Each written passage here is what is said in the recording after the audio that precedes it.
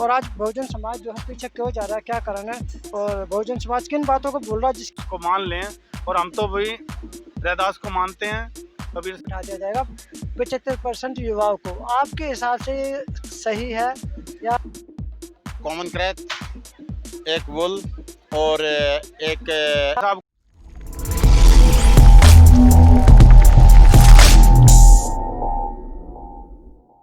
नमस्कार, मैं विजय कुमार पूनिया, विकास VKP times News से मैं खड़ा हूँ शिकारपुर गांव के अंदर, जहां पे संपूर्ण एकता मिशन ने एक प्रोग्राम किया था जो बाहरी दिल्ली के तमाम गांव को इकट्ठा करके बाबा साहब की जानकारी दी थी। और जो आजकल निजीकरण चल रहा है उसको लेके भी बातें चली थी कि ये निजीकरण होने का क्या कारण है और आज निजीकरण की वजह से क्यों लोग परेशान हैं और आज बहुजन समाज जो है पीछे क्यों जा रहा है, क्या कारण है और बहुजन समाज किन बातों को बोल रहा है जिसकी वजह से आज की जो सरकार वर्तमान में बैठी है वो सत्ता पे काबिज होने के बाद बहुजन समाज को परेशान कर रही है।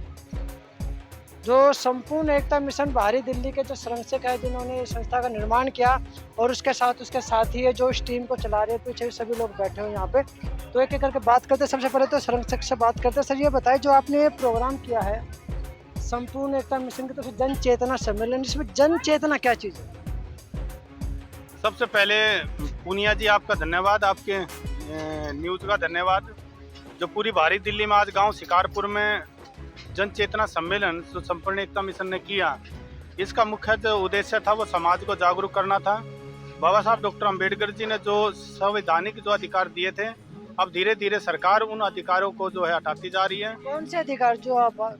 सबसे पहले था जो हमने आज जो मुख्यतः आवाज उठाई वो थी कि पूरी बाहरी दिल्ली में युवाओं की आर्थिक स्थिति, आज जो सरकारों ने जो कॉन्ट्रैक्ट किया, निजीकरण किया, निजीकरण से हमारा समाज जो है आर्थिक रूप से वीक हुआ है, कमज़ोर हुआ है। आज उसी की आवाज़ है ना मजबूती के साथ उठाने के लिए पूरी बाहरी दिल्ली के लोग आज गांव शिकारपुर में वाल्मीकि चौपाल में एकत्रित हुए। निजीकरण से नुकसान क्या? प्राइवेट सेक्टर तो आजकल सभी जगह पे फायदा है, उसमें जो मेहनत करेगा वो कमाएगा आगे। नहीं, उसमें नहीं है। जो जिसके हाथ में कॉन्ट्रैक्ट आता है, वो जो कॉन्ट्रैक्ट लेने वाले लोग हैं वो गवर्नमेंट के लोग हैं, और जो कॉन्ट्रैक्टर होता है वो केवल जो है मजदूर लोगों का शोषण करता है। जिनको 15 से 16 हज़ार रुपये तनख्वाह मिलती है, उनको भी 8 से 7 हज़ार रुपया वो सैलरी देने का काम जो करता है, लेकिन उनका रिकॉर्ड कुछ होता नहीं है। तो कॉन्ट्रैक्ट से जो है बहुत बड़ी है ना समस्या समाज में जो मतलब है ना पैदा हुई है, आर्थिक संकट आया है। और आज युवा जो है मजबूती के साथ आज हमने जो कॉन्ट्रैक्ट बेसिस है उससे सैलरी जो कम हुई, आप उसको लेके बात करें, जो सैलरी कम हुई है। हाँ, कॉन्ट्रैक्ट में जो सैलरी मिलती है वही है मुख्य उद्देश्य। सैलरी से ही तो रुपया आता है, जो पैसा ही जब घर में जो है आज की जो महंगाई है वो इतनी है कि 8 से 7 हज़ार रुपये में होता क्या है, कुछ नहीं। सरकार चाहती है कि गरीब आदमी जो है परिवार तक उलझा रहे, और जो हमारी जो हरामखोरी है जिसको मैं कहता हूँ, जो थोपने का काम वो करती है, उसके खिलाफ जो है आवाज़ गरीब लोग ना उठा पाए, ये सरकार का बहुत बड़ा खेल है। उसी के खिलाफ आज गांव शिकारपुर में संपूर्ण एकता मिशन ने आवाज़ उठाई है। अच्छा, निजीकरण को रोक कैसे सकते हैं? अगर जैसे जो समस्या आपने बताई कि ना, या उसका समाधान क्या है? देखो, सबसे मुख्यतः तो बाबा साहब डॉक्टर अंबेडकर ने जो वोट का अधिकार दिया, और मान्यवर साहब काशीराम रैदास और बहुजन समाज में जन्मे सभी महापुरुषों ने समाज के अंदर एक जिसको कहते हैं ना जो अवेयरनेस, जो है चेतना पैदा करने का काम किया और अपने अधिकारों के लिए आवाज़ उठाने का काम किया। और वही काम हम लोगों के अंदर जो है ये काम जो कर रहे हैं, जब लोगों को इस बात की जानकारी हो जाएगी कौन हमारा दोस्त है, कौन हमारा दुश्मन है, तो लोग अपने आप ही उसके खिलाफ उठेंगे और अपनी आवाज़ बड़ी मजबूती के साथ उठाएंगे। लेकिन लोगों को तो मंदिरों से, भगवानों से, कावड़ से, माता रानियों से, नवरात्रों से, इतनी सारी जो कुरीतियाँ जिसको मेरी नज़रों में देखा जाता है, उससे तो फुर्सत मिल ही नहीं रही है। तो आप जो बातें बता रहे हैं इस पर कैसे ध्यान दें? देखो, ऐसा है, ये तो बाबा साहब डॉक्टर अंबेडकर ने आज़ादी दी है, जिसको जो मानना है वो उसको मान लें। और हम तो भी रैदास को मानते हैं, कबीर साहब को मानते हैं, और हमारे सतगुरु रविदास महाराज जी की वाणी थी, ऐसा चाहूँ राज में सबन को मिले अन्न, छोट बड़ो सब बसा रैदास रहे प्रसन्न। आज जिनका राज आया, उनके राज में हमारे लोगों की आर्थिक स्थिति जो है वीक हुई है, कमज़ोर हुई है। तो आज जिसके राज में हम कमज़ोर हुए हैं, तो हम उसके खिलाफ आवाज़ उठाएंगे। तो बाहरी दिल्ली से एक व्यक्ति और है, भगत जी बोलते हैं इनको, जगदीश मेहरा जी नाम इनका, पंडवाला कला से है। ये भी एक सामाजिक व्यक्ति, इन्होंने भी बाहरी दिल्ली संपूर्ण एकता मिशन में सहयोग करा है और इस प्रोग्राम को सफल बनाने में काफ़ी मेहनत भी की है और कई दिनों से भागदौड़ कर भी रहते हैं। इनसे भी बातचीत करते हैं, पूछते हैं सर आपने इतनी मेहनत की है प्रोग्राम को सफल बनाने के लिए, लोगों को जागृत करने के लिए, लगता है आपको फ़ायदा होगा? देखो जी, हमारा काम है कर्म करना। फर्स्ट में तो बाबा साहब अम्बेडकर ने इस समाज के लिए, इस भारतवर्ष के लिए अपने परिवार कुर्बान कर दिया।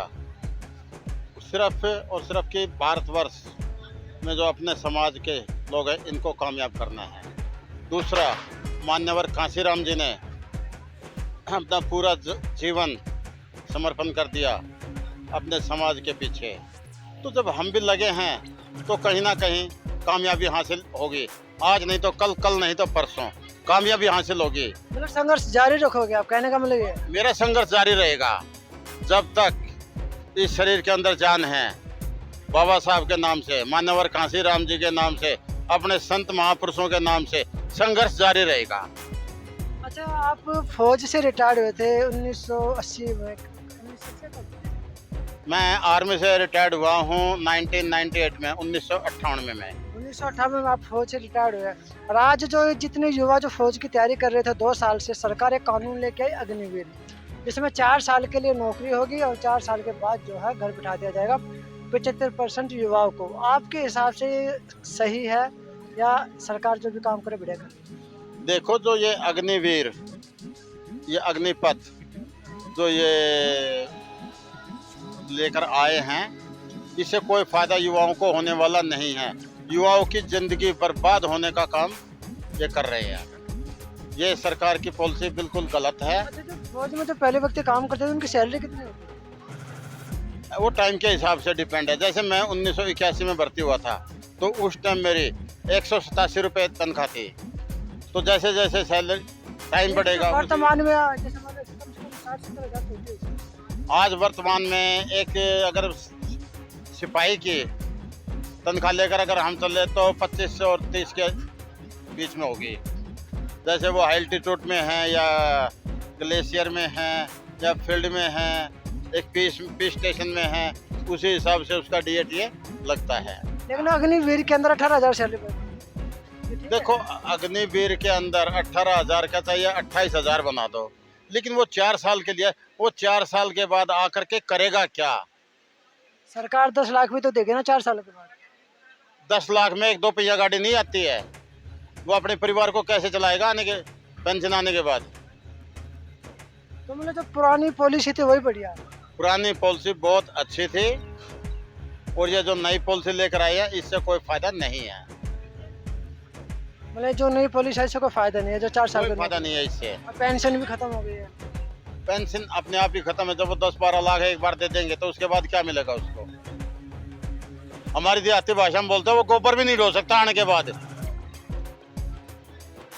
तो कुछ बताओ गवर्नमेंट को, वैसे रिटायर आपको तो पता ही है सारा, लेकिन जो युवा आज भी जंतर मंतर पे डेली के डेली प्रदर्शन होने लग रहे हैं। युवा डेली प्रदर्शन कर रहे हैं कि हमारी मांगे पूरी करो, हमारी मांगे पूरी करो, लेकिन कुछ गवर्नमेंट की पॉलिसी, गवर्नमेंट अपनी मनमर्जी कर रही है। इसमें जब तक हम शिक्षित नहीं होंगे, संगठित नहीं होंगे, संघर्ष नहीं करेंगे तो हमारी सुनवाई नहीं होगी। अच्छा, एक सवाल मेरा और था, पंडवाला खुर्द गांव के अंदर एक अशोक कुमार का नाम का व्यक्ति है, उसके घर के जो जिस जगह पे जो घर है ना, वो एक खतरे की जिंदगी जी रहा है, डेली सांप निकल के आ रहे हैं। तो समाज को बोलो कि कुछ उसके लिए हेल्प करे। देखो, अशोक अंबेडकर का लड़का 4 साल पहले सांप के काटने से ही मृत्यु हुई है उस लड़के की, और आज अशोक के घर में 1 हफ्ते से सांप मिल रहे हैं। और 3 दिन पहले यानी कि 13 तारीख को भी हमने उसमें से 3 सांप रेस्क्यू कराए हैं। रेस्क्यू टीम को बुलाया पालम से और वो 3 सांप पकड़ कर लेकर गए हैं, जिसमें एक कॉमन क्रैत, एक वुल और एक रेड स्नैक।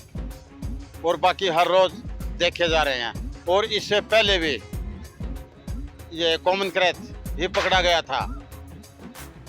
तो देखो, रही बात आर्थिक सहयोग की, आर्थिक सहयोग जितना मेरे से बनेगा मैं करूँगा, लेकिन बाकी समाज के ऊपर डिपेंड है वो। तो विधायक कुछ कर क्यों नहीं रहा? वहाँ के निगम पार्षद भी है उन्हीं के समाज का विधायक गुलाब सिंह यादव आम आदमी पार्टी से, जो अरविंद केजरीवाल बड़ी बड़ी बातें करता, बाबा साहब की फोटो लगाता है अपने पीछे और भगत सिंह की भी फोटो लगाता है, ये कर क्यों नहीं रहे कुछ उनके लिए? ऐसा है, ये राजनीतिक जो पार्टियां हैं, ये बाबा साहब के नाम से कोई मिशन करते हैं, कोई धरना धरते हैं, तो बाबा साहब के प्रतिमा को लेकर के आगे बैठ जाते हैं कि बाबा साहब ही जो ना इस काम को संपूर्ण करेंगे।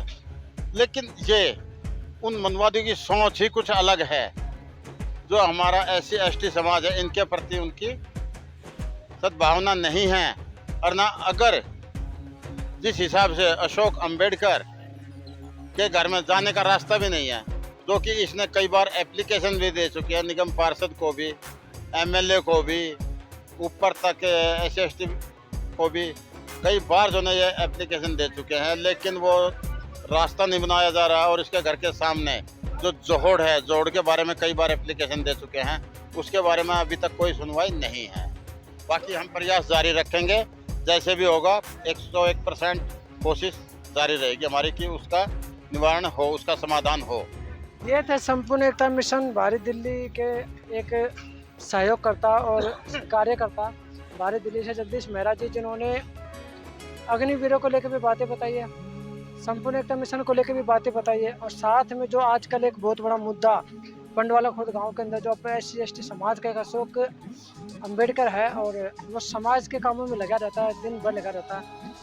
कोई भी व्यक्ति उससे मदद मांगता है, समाज के कार्यों के लिए भागदौड़ हमेशा करता है। अंबेडकर को मिशन को आगे बढ़ाने में कोई भी कसर पूरी मतलब कि कमी नहीं होने देता। अपनी तरफ से जितना होता है पूरी मेहनत करता, भागदौड़ भी करता। लेकिन आज वो एक परेशानी के दौर से गुजर रहा है।